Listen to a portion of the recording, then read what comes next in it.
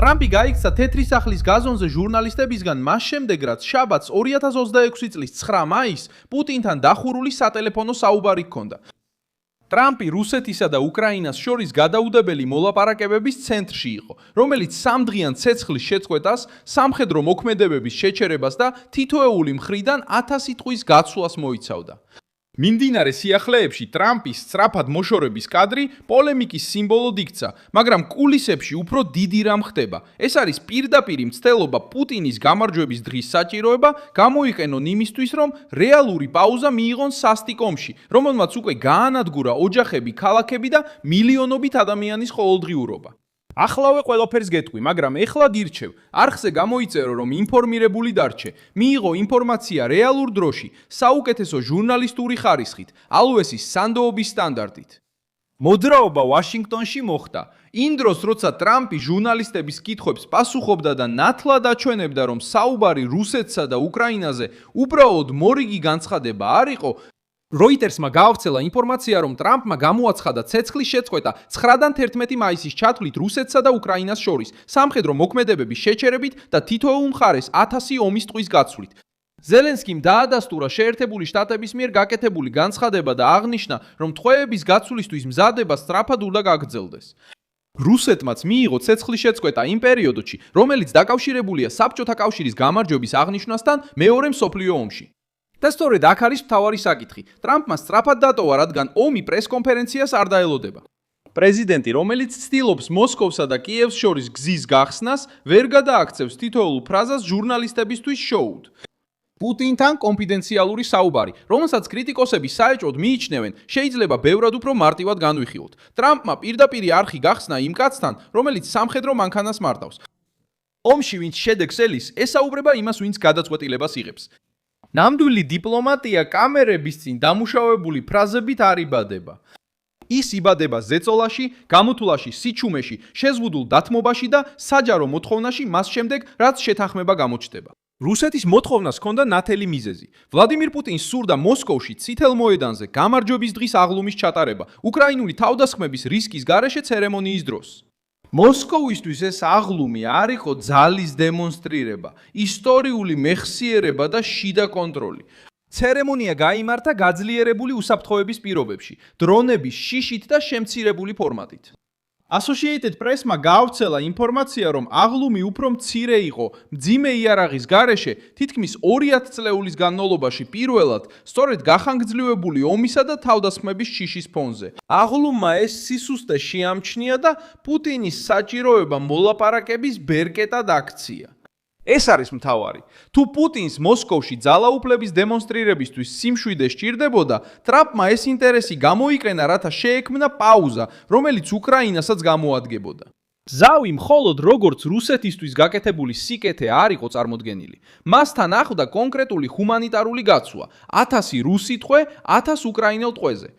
ოჯახებისთვის, რომლებიც ტყვე დაყვანილი ჯარისკაცების ამბავს ელოდებიან, ეს დეტალი არ არის. ეს რეალური ცხოვრებაა. ეს ადამიანები სახლში ბრუნდებიან.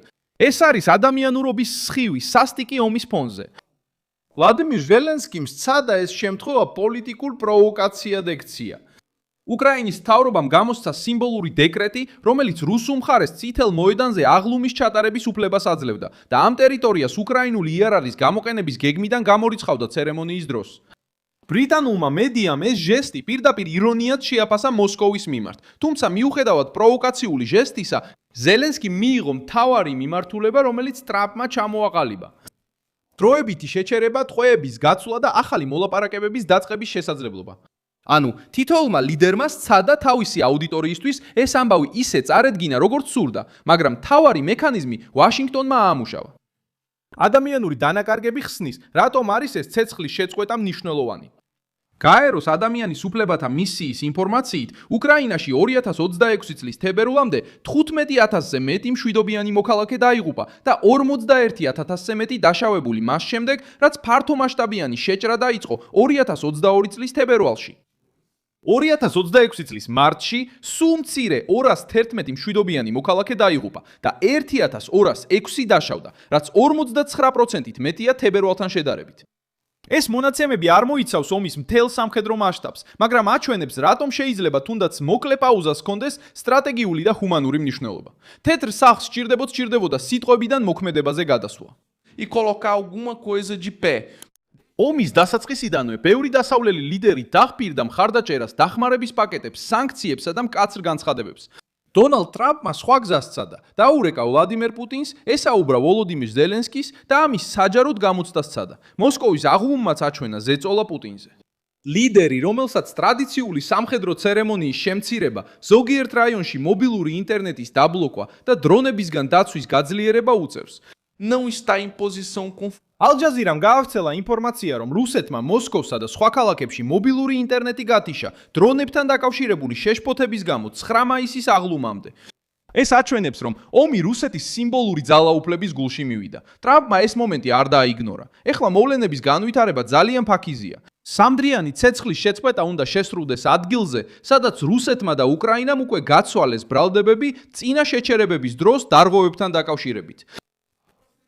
ტყვეების გაცვლა მოითხოვს სიებს, ტრანსპორტირებას, გადამოწმებას და კოორდინაციას სამხედრო და დიპლომატიურ ჯგუფებს შორის. ამის შემდეგ ტრამპი ცდილობს მოკლე პაუზა გადააქციოს ტესტად უფრო დიდი რამისთვის. ეს არ არის საბოლოო მშვიდობა, არ არის ომის ავტომატური დასასრული, მაგრამ ეს არის პრაქტიკული ნაბიჯი ომში, რომელიც თავდასხმებს, საპასუხო დარტყმებს, პროპაგანდასა და ტერიტორიულ ჩიხს შორის იყო ჩარჩენილი. ისტორიაში მოკლე დროის ცეცხლის შეწყვეტა ხშირად იწყება როგორც შეზღუდული ჟესტი და შემდეგ ხდება გამოსასვლელი კარი უფრო დიდი კონფლიქტებისთვის. კორეის შემთხვევაში დუაით აიზენჰაუერმა შეერთებული შტატების პრეზიდენტობა ჩაიბარა დაპირებით, რომ მოძებნიდა გამოსავალს ჩიხში შესული ძვირადღირებული და სისხლიანი კონფლიქტიდან. მოლაპარაკებები უკვე წლებია გრძელდებოდა, მაგრამ სამხედრო ზეწოლის, მკაცრი დიპლომატიისა და ტყვეებზე მოლაპარაკების კომბინაციამ გზა გაუხსნა 1953 წლის 27 ივლისის ზავის. შეთანხმებამ სრულყოფილი მშვიდობა არ შექმნა და ნახევარკუნძული კვლავ დაყოფილი დარჩა, მაგრამ დასრულდა ორგანიზებული ბრძოლა, შეიქმნა დემილიტარიზებული ზონა და მოხდა ტყვეების რეპატრიაცია. ეს მაგალითი დაგვეხმარება ტრამპის ლოგიკის გაგებაში. ყველა შეზღუდული ზავი არ არის უმნიშვნელო. ზოგჯერ ის პირველი რეალური შემაკავებელია ომში, რომელიც შეჩერება შეუძლებელი ჩანდა. სხვა საერთაშორისო მოლაპარაკებებიც აჩვენებს, რომ არასაჯარო მოლაპარაკებები თავისთავად სკანდალი არ არის. კემპ დევიდში 1978 წელს ჯიმი კარტერმა ანვარ სადატი და მენახემ ბეგინი დახურულ მოლაპარაკებებზე შეკრიბა, რამაც გზა გაუხსნა ეგვიპტესა და ისრაელს შორის შეთანხმებას. დეიტონში 1995 წელს შეერთებული შტატების დიპლომატიამ ბოსნიის, ხორვატიისა და სერბეთის ლიდერები ნიუ-იორკის სამხედრო ბაზაზე მიიწვია, საზოგადოებრივი წნეხისგან მოშორებით. და იქედან გამოვიდა შეთანხმება, რომელმაც ბოსნიის ომი დაასრულა. ეს შემთხვევები მუდმივ პრესკონფერენციებზე არ შექმნილა. ისინი კონტროლირებად გარემოში განხორციელდა. ტრამპმა მოსკოვთან ისაუბრა, რადგან მოსკოვი აკონტროლებს ჯარებს, თავდასხმებს და მოთხოვნებს. ისაუბრა კიევთან, რადგან უკრაინამ უნდა მიიღოს ნებისმიერი პაუზა, რომელსაც რეალური ეფექტი ექნება ბრძოლის ველზე. და სწრაფად გაეცალა ჟურნალისტებს, რადგან იმ მომენტში თითოეულ საჯარო სიტყვას შეეძლო ხელი შეეშალა ჯერ კიდევ მგრძნობიარე შეთანხმებისთვის. დიდი მედია უხერხულობის სცენას ელოდა. ტრამპმა კი გადაწყვეტილება მიიღო. 3 დღით შეწყვიტონ სროლა, ტყვეები გაათავისუფლონ ტყვეობიდან და გამოავლინონ, ვინ არის მზად სიმბოლიზმი რეალურ შედეგად აქციოს. პუტინს გამარჯვების დღის შენარჩუნება სურდა. ზელენსკის ტყვეების დაბრუნება და საკუთარი მოსახლეობის წინაშე პოზიციის შენარჩუნება სურდა. ტრამპმა ორივე ინტერესს მოჰკრა თვალი და შესაძლო გამოსავალი შესთავაზა. მე ვარ მილსონ ალვესი, ნიუსი და ჩემი მიზანია ყოველდღე სიმართლეზე დაფუძნებული ინფორმაციით კარგად დაგაინფორმიროთ. ახალი ამბების ბულები ვიდეოს აღწერაშია.